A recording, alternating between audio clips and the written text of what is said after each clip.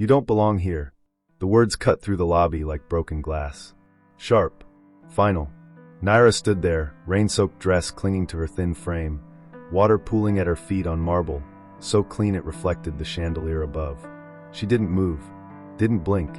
The security guard took a step closer. I said leave, before I call the police. She had walked 3 hours to get here, through rain that turned dirt roads to mud, past gated houses where lights glowed warm behind curtains, past lives she'd only ever watched from outside. And now this. I just want to see him, she whispered. Just 5 minutes. The guard's face didn't soften. Mr. Adrian doesn't see people like you. People like you.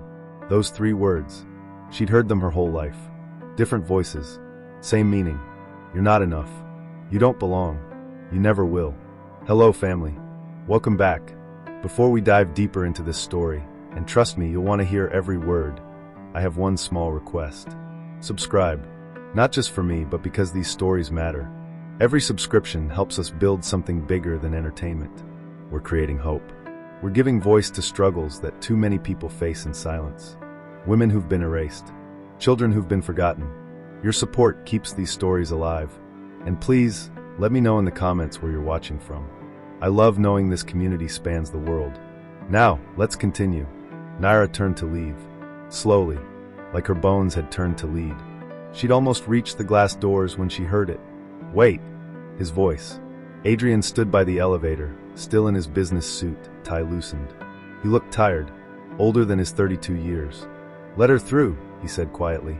The guard hesitated. Sir, I thought. Let her through. Naira had met Adrian 6 months ago. Not here. Not in this world of marble and chandeliers. At a bus stop. She'd been coming from her second job, cleaning offices in the business district. He'd been leaving late from work. Both waiting. Both tired. He'd offered her his umbrella when it started to rain. Such a small thing. But to Naira, small things had always meant everything. She didn't know then that he came from money. Old money. The kind that built empires and forgot about the people who laid the bricks. She only knew he listened when she talked. He stayed when others would have walked away. He saw her. For someone who'd spent her whole life invisible, that meant salvation. You shouldn't have come here, Adrian said now, voice low. They stood in a corner of the lobby, away from the guard's judging eyes. I told you I'd call. You didn't call. I've been busy. My mother is sick. I know. You told me. Naira's voice cracked. But you didn't tell me about her. Adrian's jaw tightened. Her. Ilara. The name tasted like poison. Like everything Naira feared most. She'd seen the photos online. Adrian at some charity event, smiling beside a woman who looked like she'd been born wearing diamonds. Ilara. Elegant. Educated. Everything Naira wasn't. Everything Naira could never be. She's just someone from my world, Adrian said carefully. It doesn't mean your world. Naira laughed, but there was no humor in it. And what am I, Adrian? Someone from outside it.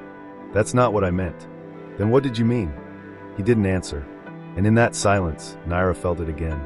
That old familiar feeling. Being erased. Replaced. Forgotten. She'd grown up in rooms that didn't belong to her.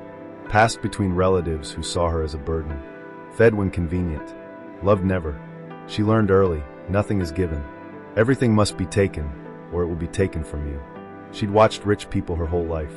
Watched them move through the world untouched by hunger, by fear, by the constant terror of having nothing. She didn't want wealth. She wanted permanence. A home that couldn't be taken away. A person who wouldn't leave. Adrian had felt like that person. Until Ilara. I should go, Naira said softly. She turned toward the door. Naira. It's okay. I understand now. She walked away slowly, letting him see her shoulders shake. Letting him see what he was doing to her. Outside, the rain had stopped.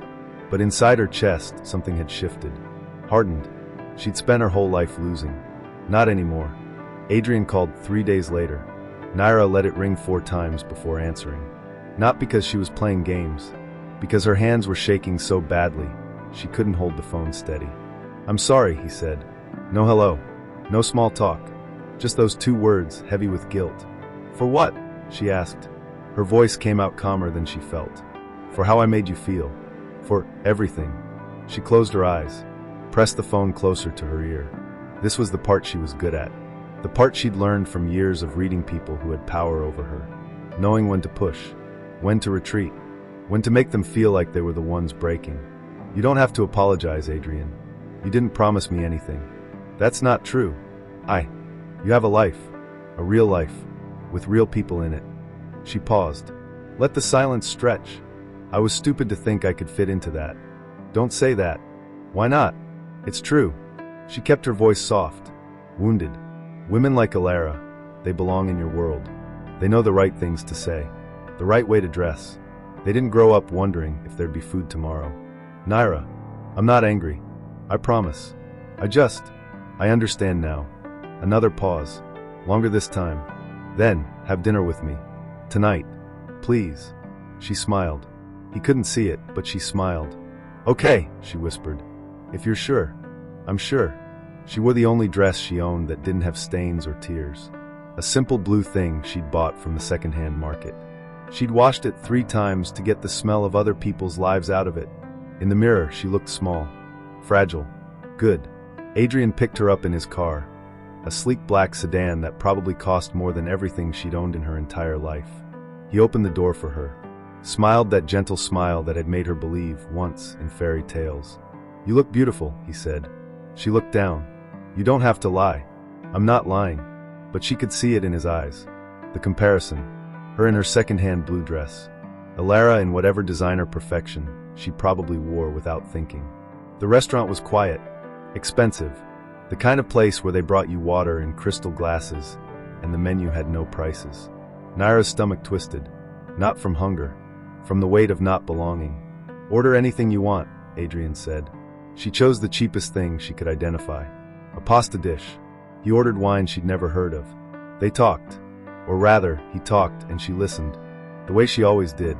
He told her about his mother. How she'd been in the hospital for 2 weeks now. Something about her heart. Complications. The doctors were worried. I'm sorry, Naira said, reaching across the table to touch his hand. That must be so hard. She's strong.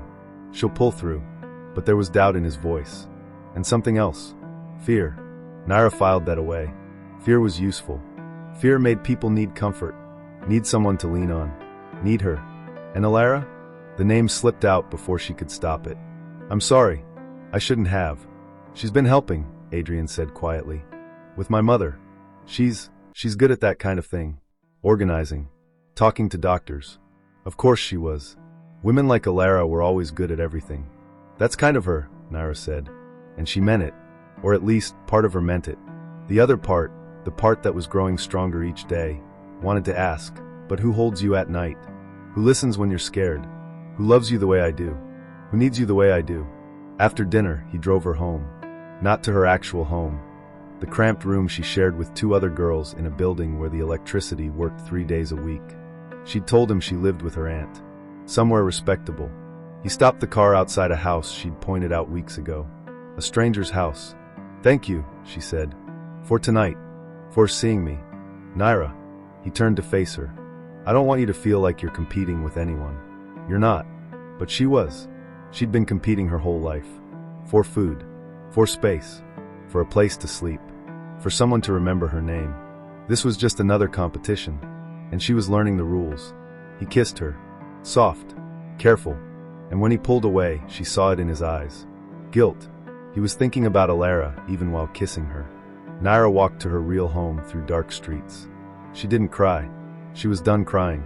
She was done being the girl who lost.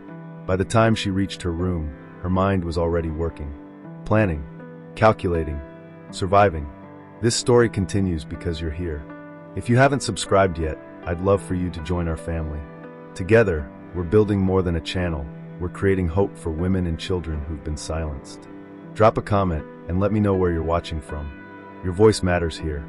The hospital smelled like disinfectant and dying flowers. Naira had never been inside a private hospital before. The kind where rooms had televisions and the nurses smiled instead of shouting at you to wait your turn. She stood outside Adrian's mother's room, holding a small bouquet she'd bought from the street vendor. Cheap flowers, but they were bright, cheerful. She'd practiced what to say, how to stand, how to look like someone who belonged. You came. She turned. Adrian stood behind her, exhaustion carved into his face. He looked like he hadn't slept in days. "I wanted to check on you," Naira said softly. "I know how worried you've been." He pulled her into a hug, right there in the hallway, and she felt him break a little, felt his shoulders shake. "She's not getting better," he whispered into her hair. "The doctors say, they say we need to prepare." Prepare. Such a gentle word for something so final. Naira held him tighter. "I'm here. Whatever you need. I'm here." That's when she saw her. Ilara, walking down the hallway with 2 cups of coffee, moving with that effortless grace that came from never having to fight for anything. She was beautiful. Even Naira had to admit that. Tall, elegant, wearing a simple white blouse and black pants that probably cost more than Naira made in 3 months. But it wasn't her beauty that made Naira's chest tighten. It was the way she looked at Adrian, like she'd known him forever, like she had a right to be here. "Adrian," Ilara said gently.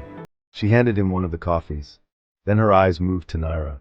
"Oh, I didn't know you were expecting someone." There was no cruelty in her voice, no judgment, just surprise. Somehow that made it worse. "This is Naira," Adrian said, stepping back but keeping one hand on Naira's shoulder. "Naira, this is Ilara. We grew up together. Our families are close," Ilara finished. She smiled, extended her hand. "It's nice to meet you." Naira shook it. Ilara's hand was soft, uncalloused, the hand of someone who'd never scrubbed floors until her knuckles bled. "Nice to meet you too," Naira said. But inside she was counting all the ways she was losing. She didn't stay long. Couldn't. Not with Ilara there, fitting so perfectly into Adrian's world. Talking to doctors like equals, knowing which floors had the best waiting rooms, being useful in ways Naira could never be. "I should go," Naira said. "Let you focus on your mother." "You don't have to." "I want to." She smiled, touched his cheek. "Call me later?" "Of course." She left the flowers with a nurse, walked out through hallways so clean they echoed, past families who could afford to save their loved ones, past a world she'd never truly enter.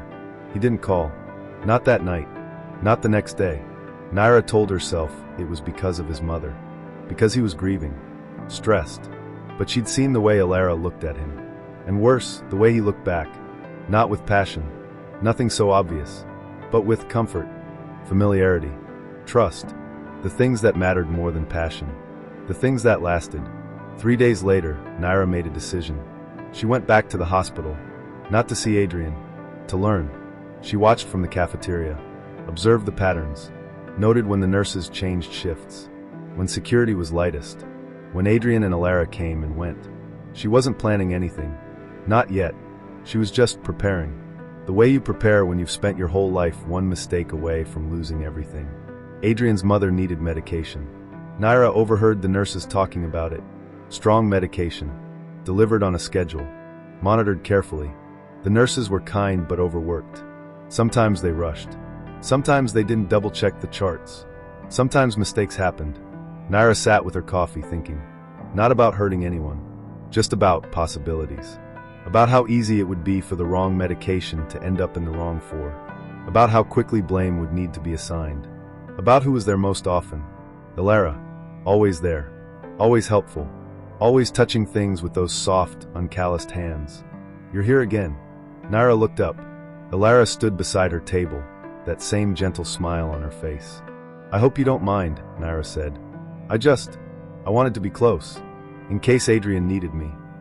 "That's sweet." Ilara sat down uninvited. "He's lucky to have you." The words should have felt like a victory, but there was something in Ilara's eyes, something knowing. "You really care about him," Ilara continued. "I can see it." "I love him," Naira said simply. "Love." Ilara smiled, but it didn't reach her eyes. "That's a powerful thing. It makes us do unexpected things, doesn't it?" The air between them shifted, charged. 2 women, 1 man, and a war neither had declared yet. "Yes," Naira said softly. "It does." That night, Adrian's mother's condition worsened. Suddenly, unexpectedly. The doctors couldn't explain it, but someone would need to. Someone always did. We're building something special here, family. If this story is touching you, if it's making you think, please subscribe.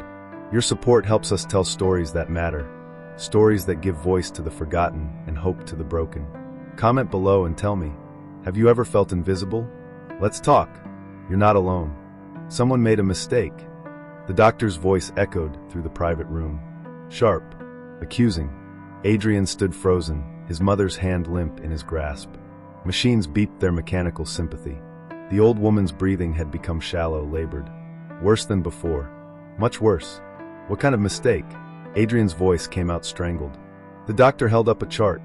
The medication dosage. Someone altered it, either accidentally or... He stopped, looked around the room. At Adrian. At Naira, standing quietly in the corner. At Alara, who'd gone pale. Or what? Adrian demanded. We need to review who had access to this room, the doctor said carefully. Who touched the medication logs. The security footage showed everything. And nothing. Multiple people had entered the room over the past 48 hours. Nurses. Doctors. Family. Alara had been there most often. Bringing flowers. Sitting vigil. Adjusting pillows. Being helpful. Too helpful, some might say. Naira had watched the footage 3 times with the hospital administrator. Each time, her heart beat faster. Each time, she said the same thing. I don't want to accuse anyone. But, Alara was always so comfortable around the medical equipment. Like she knew what she was doing. The administrator had frowned. Do you have any reason to believe? No. No, of course not. Naira's eyes had filled with tears. Perfect tears. I'm probably wrong. I'm sure I'm wrong. It's just... Adrian's mother got worse right after Alara was alone with her, and I shouldn't have said anything. But she had said something. And words, once spoken, have power. They spread. They plant seeds. They grow. Adrian confronted Alara in the hospital parking lot. Naira watched from a distance, hidden behind a pillar. Did you touch my mother's medication? His voice was cold. Unfamiliar. What? Adrian, no. I would never. Someone did. And you were there. Alone. Multiple times. So were the nurses. So were you. Alara's composure cracked. You can't seriously think I would hurt your mother. I don't know what to think anymore. The words hung between them like broken glass. Adrian. Alara's voice softened. Broke. We've known each other since we were children. My family and your family. Maybe that's the problem. Adrian ran his hands through his hair. Maybe I never really knew you at all. Naira felt a flutter in her chest. Not guilt. Something else. Victory. That evening, Adrian came to her. To the address she'd finally given him. Her real address. The cramped room with walls, so thin you could hear the neighbors breathing. She'd taken the risk. Shown him her truth. Her poverty. Her struggle. Her vulnerability. He'd looked around the tiny space, at the single mattress on the floor, at the hot plate she used for cooking, at the cracked mirror. And something in his face had shifted. Softened. I'm sorry, he'd said. I'm sorry you've had to live like this. And she'd known she'd won. Because pity was just another form of love. Sometimes stronger. They sat on her mattress now, sharing instant noodles from the same bowl. The police want to question Alara, Adrian said quietly. Formally. Do they think she did it on purpose? I don't know. He set down the bowl. I never thought she could. But then I never thought I'd meet someone like you either. Someone like me? Real. Honest. He turned to face her. Everyone in my world is performing. Playing roles. Protecting reputations. But you're just yourself. Even when it's hard. Naira looked down. The irony tasted bitter. But she swallowed it. I love you, she said. Simple. Direct. And she did. In her own way. The way a drowning person loves a life raft. The way a starving person loves bread. The way someone who's been invisible their whole life loves being seen. I love you too, Adrian whispered. He kissed her. And this time, there was no hesitation. No guilt. No ghost of Alara between them. 3 days later, the police cleared Alara. Insufficient evidence. The medication error could have been anyone. Could have been accidental. But the damage was done. Adrian's family had pulled back from her. Whispers had started. Society had a long memory for scandal, even unproven scandal. Alara had stopped coming to the hospital. Stopped calling. Adrian told himself he was relieved. Told himself he'd found something better. Something real. Naira sat alone in her room that night, staring at her reflection in the cracked mirror. She'd won. Adrian was hers. Alara was gone. So why did victory feel so hollow? Why did the girl in the mirror look like a stranger? She'd told herself she was fighting for survival. For love. For permanence. But when did survival become strategy? When did love become war? When did she become this? Her phone buzzed. A message from Adrian. Can't wait to see you tomorrow. You're the best thing in my life. She smiled. Type back, you're mine too. 3 words. 2 lies. 1 truth she wasn't ready to face.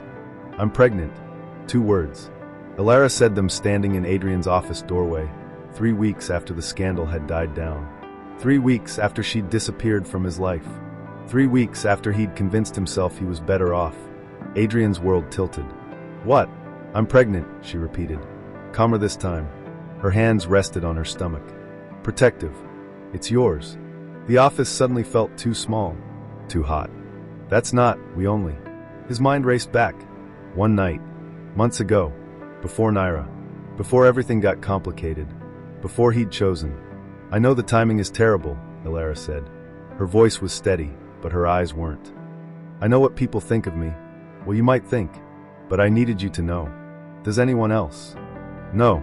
Just you. She straightened her shoulders. I'm not asking for anything, Adrian. I'm not trying to trap you. I just thought you deserved to know you're going to be a father. She turned to leave. Wait. Adrian stood. We need to talk about this. Do we? Alara looked back at him. Really looked at him. You've made your choice. You have Naira. I won't complicate that. A baby complicates everything. Only if you let it. She smiled, but it was sad. Knowing. I'll be fine, Adrian. I always am. Women like me always are. The door closed behind her, and Adrian stood alone in his office, the weight of 2 lives pressing down on him. His mother, still recovering slowly in the hospital. And now this. A child. His child. He didn't tell Naira. Not that day. Not the next. He told himself he needed time to think. To process. To figure out what this meant. But really he was afraid. Afraid of losing what he'd built with Naira. Afraid of what this truth would destroy. Naira knew something was wrong. She always knew. She'd spent her whole life reading people, learning their patterns, sensing shifts in the air before storms arrived. You're distant, she said one evening. They were in his apartment, the first time he'd brought her there. A space that still smelled like old money and privilege. Just stressed, Adrian said. Work. My mother.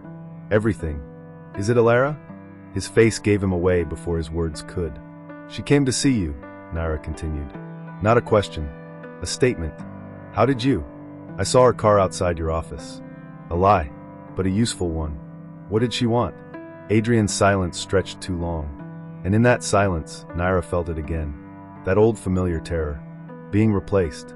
Erased. Forgotten. She's pregnant, he finally said. The words came out like a confession. The baby is mine. Naira didn't scream. Didn't cry. Didn't break down the way Adrian seemed to expect. She simply stood up, walked to the window, looked out at the city lights. All those homes. All those lives. All those people who'd never had to fight for anything. I see, she said quietly. Naira, are you going back to her? I don't know. I don't. This doesn't change how I feel about you. She almost laughed. How many times had she heard that before? Different words. Same meaning. You matter, but not enough. You're special, but not irreplaceable. You're loved, but not chosen.